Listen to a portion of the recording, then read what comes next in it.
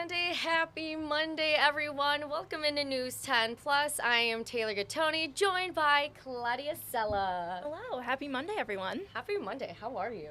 Really good. I had a great weekend. It was beautiful outside. Well, it was a little rainy, but it was beautiful outside. Did for the you most part. see Barbenheimer?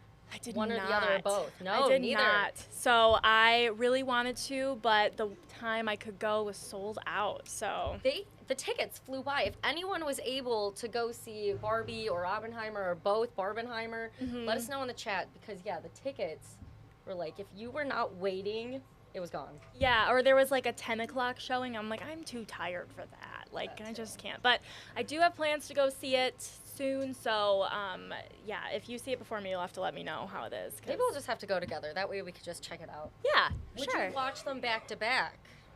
I cannot sit for that long. No, I think I did too. I think after the first, I can't. I would get way too antsy. But I am excited to see both of them. So, There you go. Well, coming up on Studio 10, there's some exciting things as well. Yeah, so we have a really full, good, fresh start of the week Monday show planned for everyone.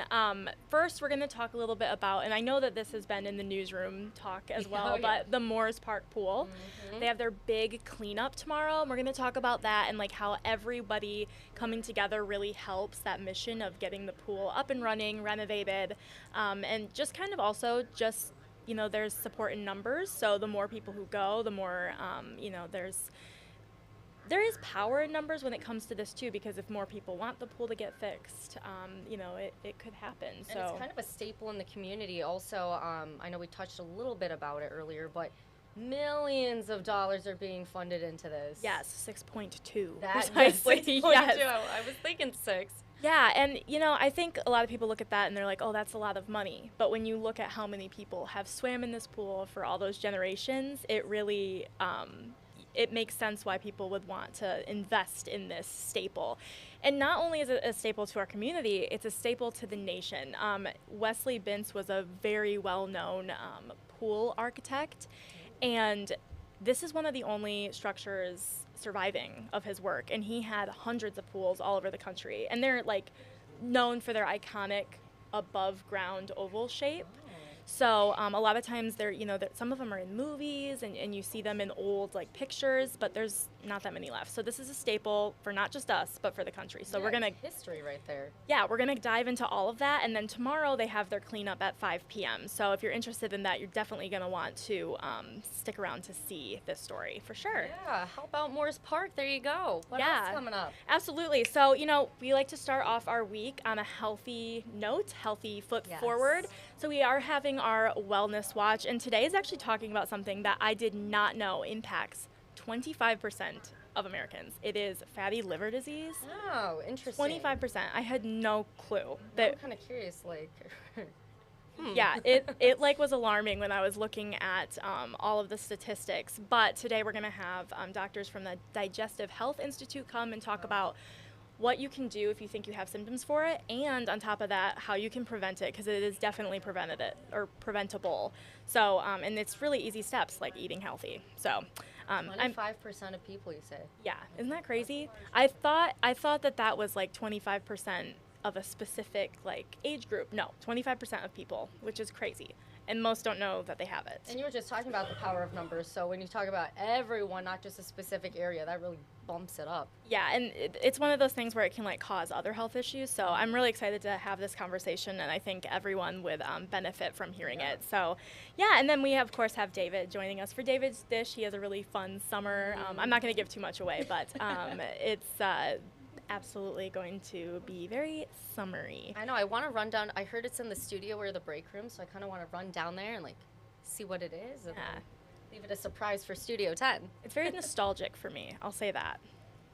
It's not hitting me yet. I gotta go see it. And you gotta see it coming up at 3.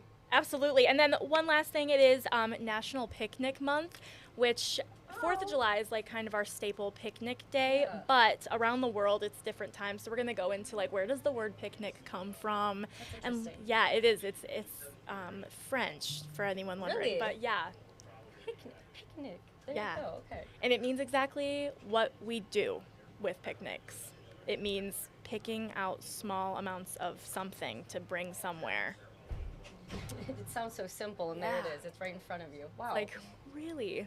But it's it's the more you know. the more you know. But we're gonna have a fun conversation. So yeah, we got a lot of fun stuff. Starting off the week on a good note. So I hope to see everyone at 3 p.m. 3 p.m. you can catch Studio 10, and if you cannot watch them for some reason, there's always several places that you can go. You have their website, you've got their Instagram, as well as their email right there. So what's great about Studio 10, you can always check up on them for any past segments that they've done. If you want to see anything, I know a while back Nicole did one on summer makeup. That was always great.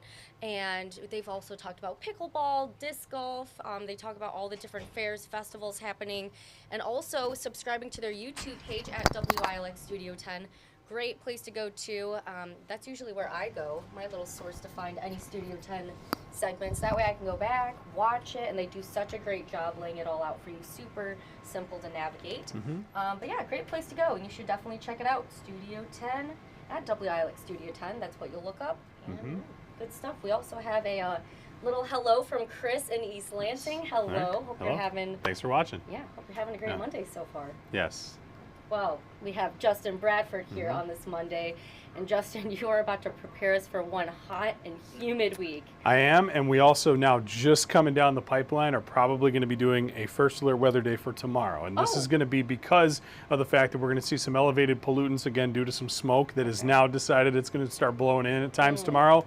We're going to be in that unhealthy for sensitive groups range. So while this is not quite as severe as some of the smoke we have dealt with, particularly folks with more sensitive conditions and lungs, those are going to be the folks that are most affected by this. And so limiting prolonged time outdoors tomorrow, already probably a good idea due to the high heat and humidity that we're going to see this week. But this now is expected to blow in a little bit of smoke with that. And this is just coming down less than 5 minutes ago. And so we're probably going to go forward ahead with this. So we wanted to give folks that first alert to what they can expect. But one of the main keys to this forecast is that it's very hot and humid all the way through Friday of this week. Today's the cold day across our state, and it's going to be pretty humid out there late this afternoon, and numbers are going already into the mid 80s. And so this is going to be one of those weeks where it's not out of the ordinary. This is not, of course, unusual for us to get 90-degree days, but we really haven't had July. Right, but we haven't really had so far this summer the heat and humidity together at the same time. And we've had a couple of humid days, but they've usually been cooler, kind of stormy days. And we've had hot days, but they've been more of a dry heat, as we call it, when we have reached 90. This time around is going to be one of our classic late July setups here, and so we expect to have heat and humidity working together to make heat index values reach the mid to upper 90s at times this week. And you talk about with all the pollutants in the air, especially from the wildfire smoke, with that heat and humidity, a bad little recipe. And so tomorrow not only now hot and humid, but also a bit hazy as well. So hot, humid, hazy, that's going to be how we kind of coin our Tuesday. Hopefully we don't deal with this out into the middle of the week as well, because those days are even hotter than tomorrow. And so already not good to deal with either the high heat and humidity or smoke. Having them both together, not a good combo. So tomorrow, again, will be a first alert weather day. I don't even yet have a graphic prepared because we were coming onto this show, but that just is coming down the pipeline now. So we did want to give you that first alert. And that's what makes News 10 Plus, the digital desk, so great, is that you just learned it. You didn't even have a graphic ready, but you're able to share that with everyone. Correct. And so we wanted to get the word out just so folks know. We're going to be doing a lot more about it coming up in our newscast. So, of course, we hope you'll join us for those. The Studio 10 broadcast, also first at 4, and then, of course, our 90 minutes of news, where we're going to be working very hard to not only bring you the latest updates in weather, but, of course, in news and everything else around mid-Michigan as well, so we hope you'll join us for all of that. Yeah, well, let's take a look outside right now. Yeah, so this is the Jackson Skycam, and right now, still not a lot going on. Meridian Company Skycam Network showcases what's not too bad in the afternoon. We're at 82 degrees, and the numbers will continue to warm into the late afternoon and evening, and you can see those conditions there. Continuing again to get back into the mid-80s by the time the day is done, but it's the next 5 days we're looking at. These numbers are climbing up, and again, we've seen some 90-degree days this summer, but they've tended to be on the drier side of 90-degree days. These ones are not. They're going to be that classic mid-Michigan humid summer day. Thursday, I think the hottest of the bunch, around 94. And so when the cold front comes through late Friday, that'll get us back to the 80s for the weekend time frame. It also increases our shower storm chances that we look at too. So the numbers out there now, low to mid 80s across our state. We've also got dew points that are generally running in the 60s, and so that kind of is keeping things a bit more humid across the area today. But these will be even higher tomorrow and for most of this week. Numbers will be close to, if not over 70 degrees. And with dew points, that just means you have a very, very humid air mass. That high humidity, again, can lead to some concerns.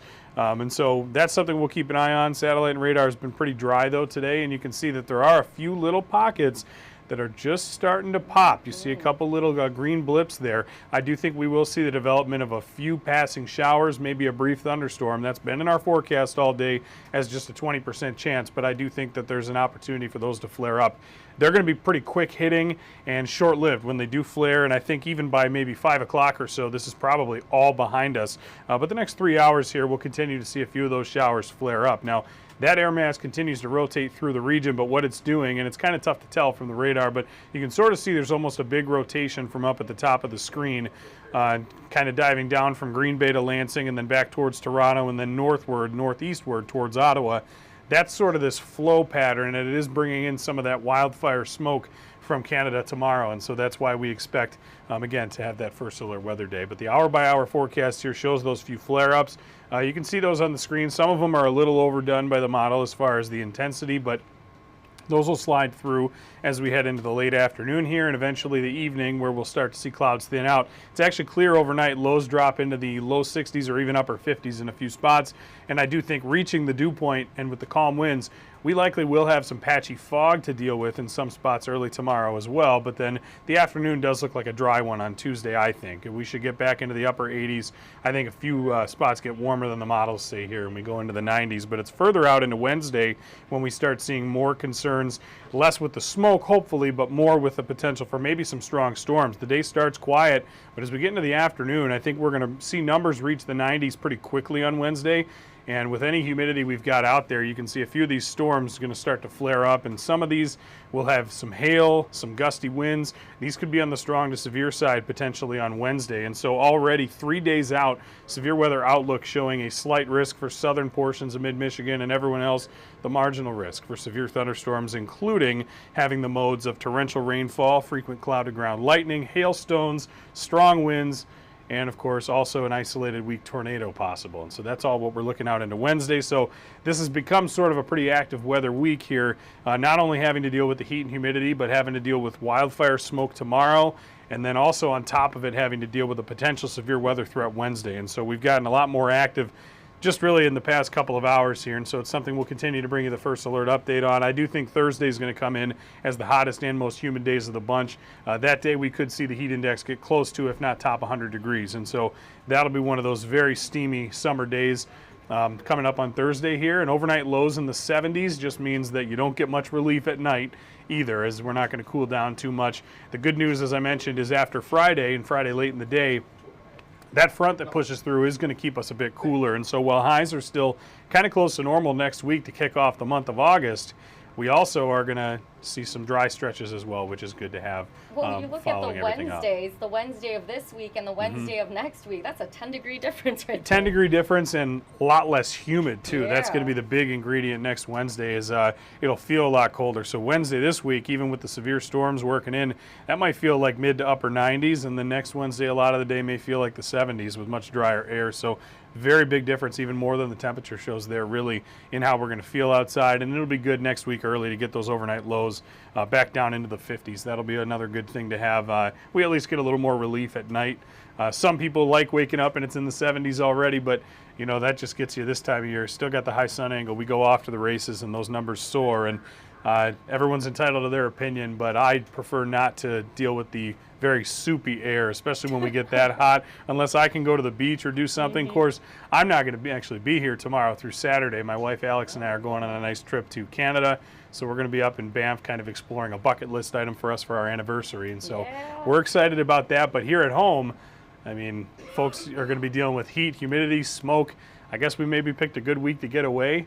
I always joke that Andy does that late June. Right, when we end up getting the severe weather every year in late June when Andy goes on his well-deserved vacation, we always joke that there's severe weather. I'm leaving the state just in time and all this is going on, so maybe there's no room for me to talk anymore. But, well, of course, enjoy it. even with me being gone these next couple days, of course, Darren, Colton, and Andy all going to be very intent on keeping up that forecast view to bring you that first alert. Make sure that you and your family are prepared for everything that lies ahead, including these next few days this week. Because again, Tuesday, even though we don't have it on the graphic yet, tomorrow is going to be a first alert weather day once again, due to the fact that we're going to have elevated pollutants in the atmosphere due to drifting in Canadian wildfire smoke. And that's, again, in addition to the hot air and humidity that we're going to see too. Right, so again, tomorrow is a first alert weather day. Correct, Tuesday. We don't currently have anything for Wednesday, even though there is a possible severe weather threat. That's something that we'll continue to update. We'll likely have a decision on that process coming tomorrow, but for the time being, tomorrow's the focus, first alert weather day, due to the smoke and haze. And if people are unable to tune into all the newscasts with all of the updates, there's always a very nice resource to check into. There is. It's the best one around, and that's the WILX First Alert Weather app. It's absolutely free, and it gives you not only the daily video updates we always talk about, but you get real-time, updated hour-by-hour forecasts, past and future radar, current traffic conditions around the region. This can be set to your location wherever you may be, not only in mid-Michigan, but anywhere that you may be traveling or going. And it's got all those updates and more. It's updated frequently. It's in the App Store and on Google Play. And once again, it is absolutely free. All you need to do is search WILX Weather to get that in both locations, and wherever you get those from. It's a very good way to keep yourself up to date and with what's going on. And especially when it comes to first alert weather days and getting this information, all of it's right there in the palm of your hand, so it's a great feature. Oh, it's so easy. I go on that all the time. If I never know what to tease coming up in weather, I check that. If I'm waking up, going to bed in the waking up in the morning, going to bed at night. There we go. Jeez, it's a Monday. I check it to make sure if there's anything changing, which typically it does because it's Mother Nature.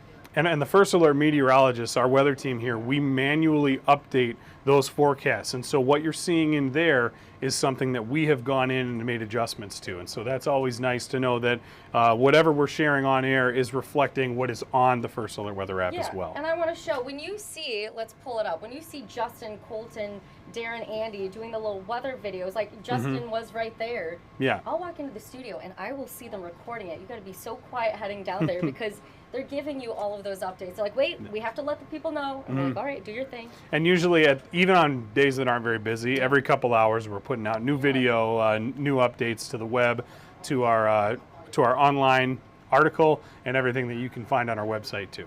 You update it all. There's a lot to do. We're very busy folks down there, and again, we're always striving and working to make this the best product for you and your families. And so we accept and welcome any feedback, hopefully constructive. If it's not, that's okay. We'll read it and probably won't get back to you. But if it is constructive, or if you do have any comments, we would like to hear them. Be kind to our meteorologists. They do a great job and put a lot of time and effort in. Please be kind. It's a good thing you can do. We'll be kind to you back either way. So. You can always ask questions, give them that feedback. If you have a comment, if you want to be like Chris from East Lansing saying hello, you can go over to our live chat feature on our live stream. You're more than welcome to do all of those, and we can talk to you. I keep pointing to the monitor because this is where we can see your different responses, and we can actually say it back live right here. Yeah. All right. Well, as wonderful as our meteorologists are, we have a wonderful reporter team as well, and they want to share what's coming up, during our 90 minutes of news. But first, we're going to highlight some of the other things before we toss it over to them. So coming up during First at 4 in our Mid-Michigan Matters interview, we are bringing in Michigan State Police Sergeant to talk about their Teen Defensive Driving Program. Do you know anything about it, Justin? Not a lot, to be honest with you. No, I do not. It's really cool program. So they actually, I won't give too much away, but for any teens who sign up, they get off that wait list, they're actually able to join. They are trained like a trooper. They get to drive the police cars and get that real life experience that they get. So very cool. Why wouldn't you want to set your teen up for success on the road? Learn about it coming up on Mid-Michigan Matters today, First at 4. News 10 at 5. Women tend to experience more ACL injuries than men. Have you ever had an ACL injury? I have not, but I know plenty of folks who have. And now that I think about it, I believe I know more women who have had ACL injuries than men that I know. I know, I'm trying to So that's think of interesting. everyone. Mine might be 50-50 as of now, but yeah, that was interesting. Well, anyway, coming up at 5, we have ways on how these injuries occur and how they can be prevented. Yeah, ACL injuries are gruesome and long recovery and painful. So learn Yeah. how to prevent them for sure and how they can occur. News 10 at 5:30. This is fun. The Fowlerville Family Fair returns to Livingston County, and the fair is kicking off its 137th year. And today, it is free admission if you want to go. Cool. And we also share the fun you can experience until this Saturday. So that's coming up, News 10 at 5:30. News 10 at 6, another little bit of fun. The city of Lansing currently has 3 social districts. That's in Rio Town, Old Town, and downtown by Jackson Field. So social districts allow people to buy alcohol at a business and enjoy in a common area outside within a designated limit. So coming up on News 10 at 6, we tell you where in Lansing the new social district would be. So with all of this hot, warm weather, if you're looking for ways to cool down, you have some fun to look forward to in the community. But also talking about the heat, I know we have our reporters out there and they have some things to share and prepare you for the 90 minutes of news. All right, we're going to send it to them.